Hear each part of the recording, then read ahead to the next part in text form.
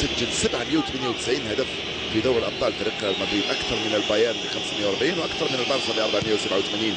فارق كبير حتى تقريبا يصل الى 200 هدف بين الفرق الثلاثه. الريال قلت قد يقترب من ال 800 والبايرن عنده 540 هدف والبارسا 487.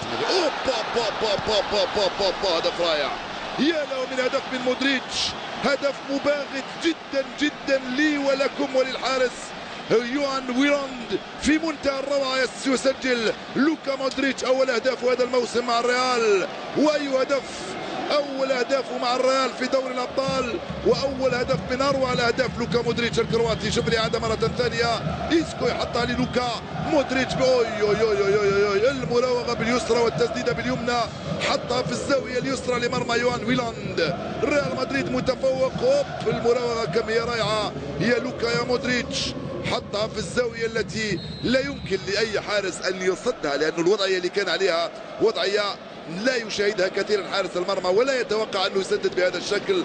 سويدي لنادي كوبنهاجن الدنماركي، جابي الونسو دفاع يخرجها ذات الخطوره دائما. لوكا مودريتش مع ايسكو مع مارسيلو يرفع كره عرضيه بالراس، بيبي رونالدو،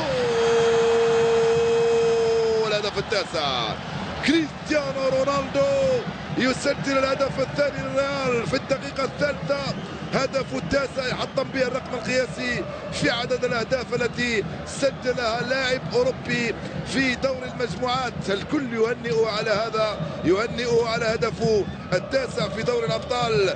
كريستيانو رونالدو العائد للمنافسه في وقت كنت نحسب اهدافه، هدفه التاسع هذا الموسم، هدفه 68 في مباراته رقم 98 في دوري الابطال. هاي الكره في القائمه الثاني، بيبي بالراس من هناك ناحيه رونالدو، يستلم بيمناه ويسجل الهدف الثاني للريال. ريال مدريد متفوق في الدنمارك على نادي كوبنهاجن بهدفين مقابل صفر، فعلها كريستيانو رونالدو وحطم الرقم القياسي ريال مدريد.